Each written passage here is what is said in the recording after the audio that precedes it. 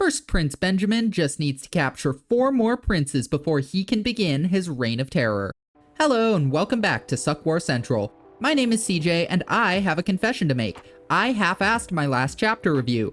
That's right, I did not do the martial law chapter justice because if I had, it could have easily made for twice as long a video and I was trying to make it to my shift on time. So, consider this part 2 of my chapter review, only with proper editing and such, as we dive into one of the central questions raised by chapter 410. What is the status of every prince?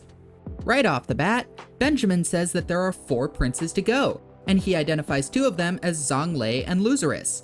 Now, you might be fooled into taking this statement to mean that Benjamin has killed all but 4 princes, but there is absolutely no way that is true. It's almost certain that Benjamin has merely detained the princes in question. You see, Benjamin may have invoked martial law, but until he has every single prince in one spot, executing them is a very risky move. Once the executions begin, it'll spook the other princes into playing all their cards, as well as make it that much harder to deal with the Justice Bureau and draw the ire of the Zodiacs. If Benjamin is going to pull this off, he needs to kill all the princes at the same time. By the way, given the nature of some of the princes and their abilities, I do not think this is happening, and it makes me think that Benjamin is completely 100% cooked.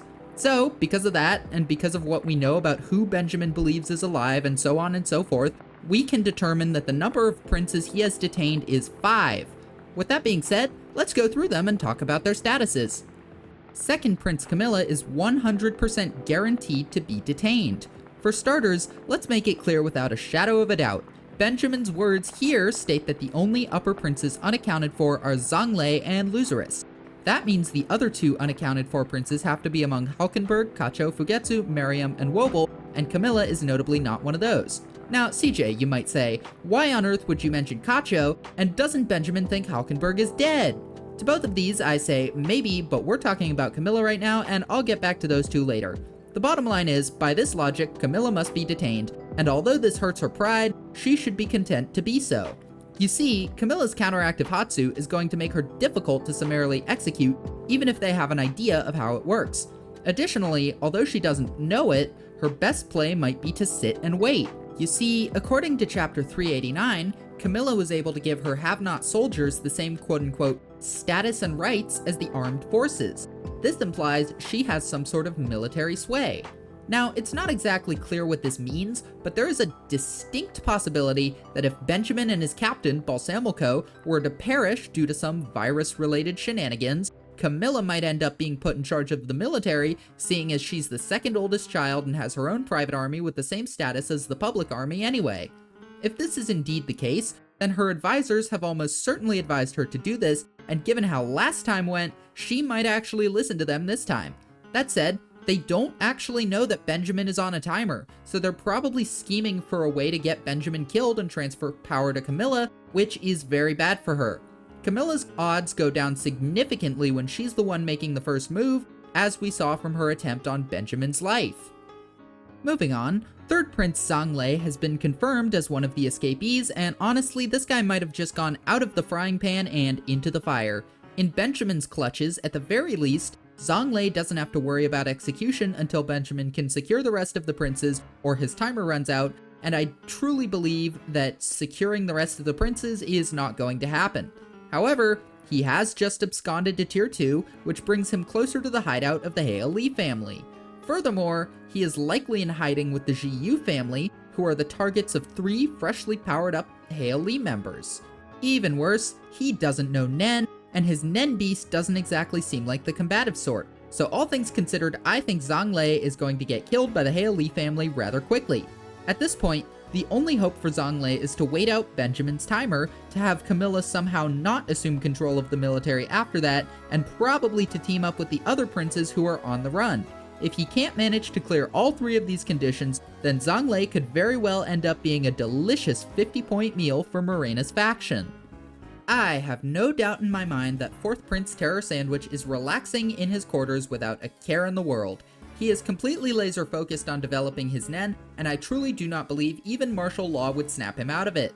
Besides, with his ability, Parallel Future, he could very easily fake his death in a convincing manner while he goes off to hide somewhere, free to keep on learning Nen in the privacy of wherever, since nobody will be looking for him. Thanks to that ability and the rate at which he's growing, I can honestly say that Terror Sandwich has nothing to fear. Maybe he'll use that time to actually do something cool, and if whatever he does is cool enough to win my respect, I might even consider calling him by his proper name.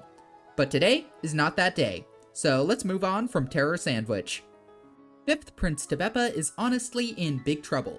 She is definitely restrained, and as far as we know, she only has 2 guards who can use Nen in her midst.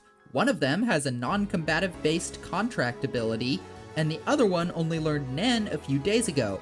If Prince Benjamin gets antsy and starts pulling the trigger on executions, which I could very well see him doing if the clock starts ticking down far enough, Tebeppa really doesn't have a way to defend herself here.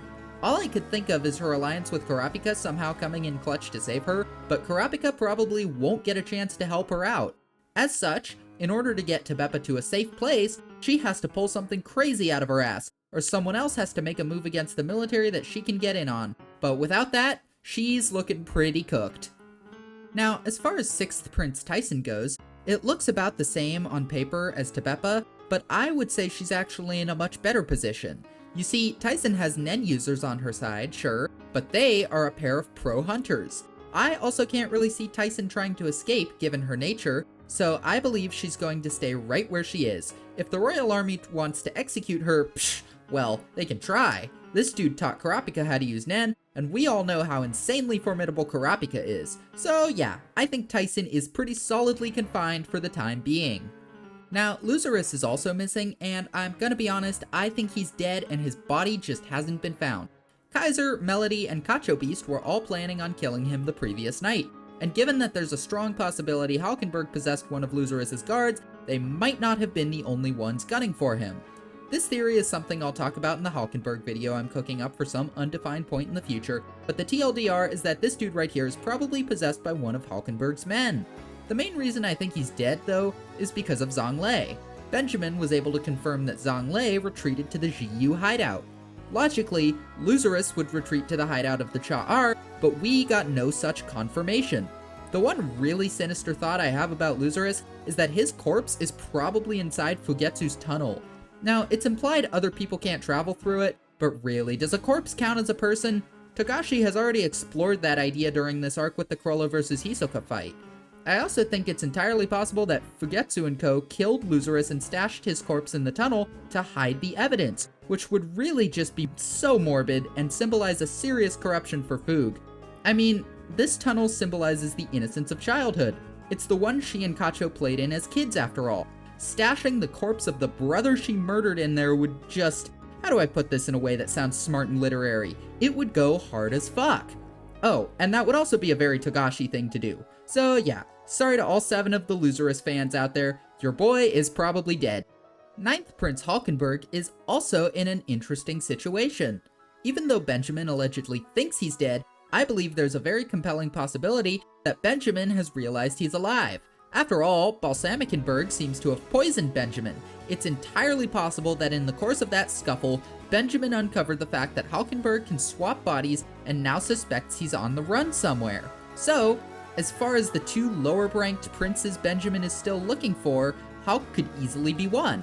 Now, the question would be, where is Hulk's consciousness, if not Benjamin or Balsamico? And to that, I have a few ideas, but this video is going to be long enough as is, and Hulk will be getting his own video soon anyway. Bottom line is, if Benjamin knows the truth, Hulk could be one of the princes that Benjamin is referring to who is on the lam. Another possibility in that regard is Cacho. Now, we, the audience, know Cacho is dead, and since Cacho Beast has been laying low, everyone else thinks she's dead too, right? Well, maybe not. Never forget that Benjamin had a private guard in every room. If Cacho Beast was involved in the assassination of Prince Lucerus, the private guard in that room, Conjidol, could have easily witnessed her and reported it to Benjamin. Since Cacho Beast seems to be able to teleport, appear, and disappear at will, she may very well also be one of the princes that Benjamin considers on the run, since he would then believe that Cacho is alive. An obvious candidate for being on the run, then, is also Fugetsu. But hot take here, I don't actually think she's one of them.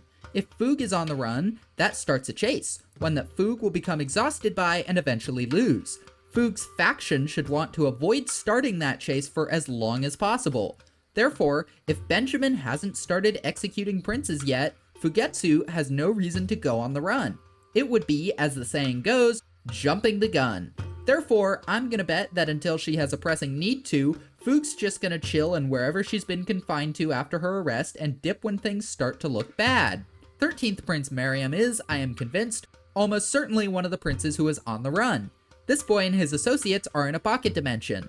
That is an extremely high level Nen ability that, I'm gonna be honest, I doubt Benjamin's people have any real way to deal with. So, unless this guy right here, whose name we don't know, found a way to disable Mariam's beast without Bisky or Hanzo stopping him, which I cannot stress enough is unlikely enough to be called pure fanfiction, Prince Mariam remains safe and secure in his pocket dimension. And lastly, we come to Prince Wobble. Now, as much as I want to say Kurapika's crew are on the run with Wobble somewhere because that would be cool as hell, I just can't justify it. Nobody has an ability that could get them out of there, unless it's Wobble's guardian spirit beast. I'll concede this could be possible if my theory about Fugetsu is right and my theories about Kacho and Hauka are wrong, but I think the odds are slim, especially since it would feel very similar to both Mariam and Fugue's beast, and Togashi seems to be making every beast at least a little bit different.